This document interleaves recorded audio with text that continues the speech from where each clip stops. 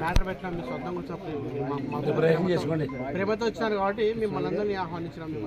మేము ప్రేమతో పిలిచాం, మీరు తెలుగుతో రాసుకోండి.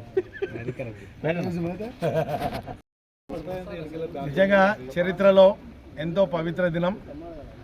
ముఖ్యంగా ఈరోజు కోడుమూరులో చెన్నకేశ్వర ఆలయంలో మరి పూజలు నిర్వహించడానికి కారణం దేవదేవుడైనటువంటి కలియుగ దేవుడు వెంకటేశ్వర స్వామికి చేరినటువంటి అపచారము పాప పరిహారమై సిట్ ద్వారా అది నిజంగా నిగ్గు తేల్చడం జరిగింది.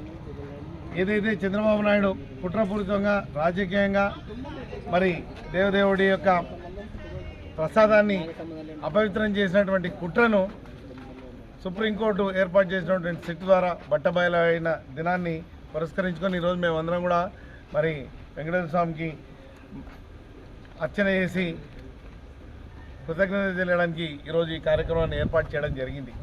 అన్నిటికంటే ముఖ్యంగా ఎమ్మెల్యేల సమావేశంలో సెప్టెంబర్ 24న గత సంవత్సరం సెప్టెంబర్లో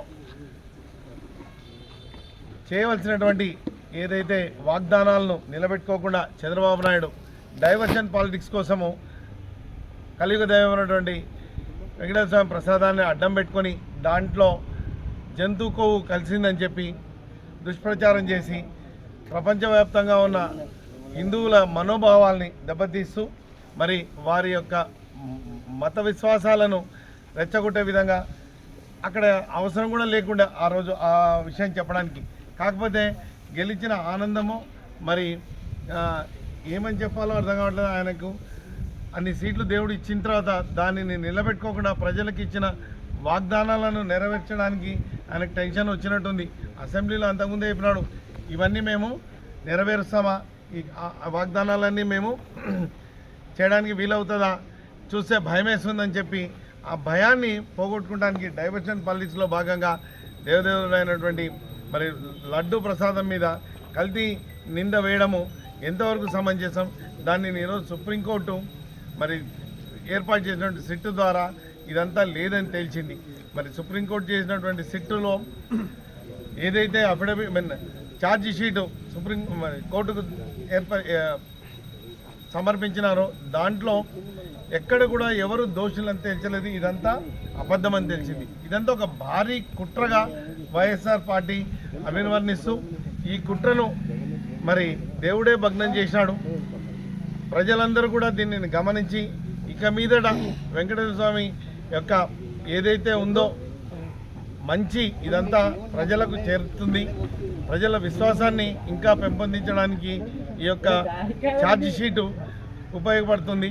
ఈరోజు మేము చేసినటువంటి ఈ యొక్క కార్యక్రమంలో ప్రజలందరూ కూడా ఎంతో భక్తిభావంతో మళ్ళీ దేవుని పూజించుకోవడానికి ఇది ఒక మంచి అవకాశంగా ఉంటుంది. ఎటువంటి కల్తీ లేకుండా మన కోరికలన్నీ తీర్చుకోవడానికి ఈ యొక్క ఇన్వెస్టిగేషన్ ఉపయోగపడుతుంది. అన్నిటికంటే ముఖ్యంగా మరి దీనిని ఒక రాజకీయంగా కూటమి ప్రభుత్వము వాడుకొని వాళ్ళకేం ఆ రోజు కళ్ళు మిల్లు కనపడలేదు. అన్ని సీట్లు వచ్చి ప్రజా తీర్పును తీసుకొని పవన్ కళ్యాణ్ ఇదేదో పెద్ద అపవిత్రమైపోయిందని చెప్పి సినిమా సెట్టింగ్ లాగా స్క్రిప్ట్ లాగా మళ్ళీ గుడిమెట్లు కడిగినాడు. ఈరోజు ఏమైనట్టు నేను ఒక సనాతని అని ఒక పెద్ద స్టేట్మెంట్ ఇచ్చి రాజకీయాలకు కొత్త అర్థం చెప్పుకుంటూ రాజకీయాల్లో ఏదైతే ప్రజలకు మేలు చేయాలన్న విషయాన్ని పక్కన పెట్టి డైవర్జన్ పాలిటిక్స్లో భాగంగా చంద్రబాబు నాయుడు చెప్తుంది లడ్డు నాడు ఏదైనా ఉంటే ఇన్ని రోజులు కూడా నిన్నటి వరకు ఏమన్నా చెప్పు లడ్డులో కల్తీ జరిగిందని చెప్పి ప్రజలను మభ్యపెడుతున్నదంతా ఈరోజు కుట్ర భగ్నం అయిపోయింది. కాబట్టి రాబోయే రోజుల్లో వెంకటేశ్వర స్వామి ఉగ్రరూపాన్ని తప్పకుండా చవి చూస్తారు. ఒకసారి చావు తప్పు కన్నెలొట్టమైన చంద్రబాబు నాయుడు క్లేమోర్ మైన్లో బతికిపెట్టమైనా కూడా ఈరోజు దానిని కృతజ్ఞతాభావంగా చూసుకోకుండా మళ్ళీ వెంకటేశ్వర స్వామిని అడ్డం పెట్టుకొని ఈ కుట్ర చేయడం అనేది ప్రజలందరూ గమనిస్తూ ఉన్నారు. అన్నిటికంటే ముఖ్యంగా మత విశ్వాసాల మీద రాజకీయం చేయడం ఎంతవరకు సమంజసం? ఏదైనా ఉందంటే విధానపరమైనటువంటి ఆలోచన విధానంతో పార్టీలు విభేదించవచ్చు, కానీ రెచ్చగొట్టేది డైవర్షన్ పాలిటిక్స్ చేయడము చంద్రబాబు నాయుడు యొక్క నిజ స్వరూపాన్ని ఈరోజు బట్టబయలు కావడం జరిగింది. అన్నిటికంటే ముఖ్యంగా కూటమి ప్రభుత్వం ఏదైతే ఉందో పవన్ కళ్యాణ్కు టిప్ అందిస్తే ఈయన పోయి గుడిమెట్లు కడగడం, నేను సనాతని అని చెప్పడం, హిందూ ధర్మం ఈరోజు ఎందుకు మౌనంగా ఉన్నారని పవన్ కళ్యాణ్ ప్రశ్నిస్తూ ఉన్నాను. పవన్ కళ్యాణ్ అన్న దీనిని ఖండించడము లేదా క్షమాపణకు మరి ఈరోజు ఇంకా ఏం మెట్లు కడతాడో లేదా బట్టలిపి ఏమన్నా దేవునికి పొడ్లు దండాలు పెడతాడో మరి ఆయనకే వదిలేస్తున్నాం విఘ్నతకు. ఓట్లు లేవు, ఏమీ లేవు, ఏది చెప్పినా కూడా వైఎస్ఆర్ ప్రభుత్వం చేసింది, అవినీతి వైఎస్ఆర్ ప్రభుత్వం చేసింది, అభివృద్ధికి అడ్డుకుంటున్నామని అసలు అభివృద్ధే లేదు. ఏం చేస్తున్నామని 2 సంవత్సరాల పైన అయిపోయింది, ఏ రోజు కూడా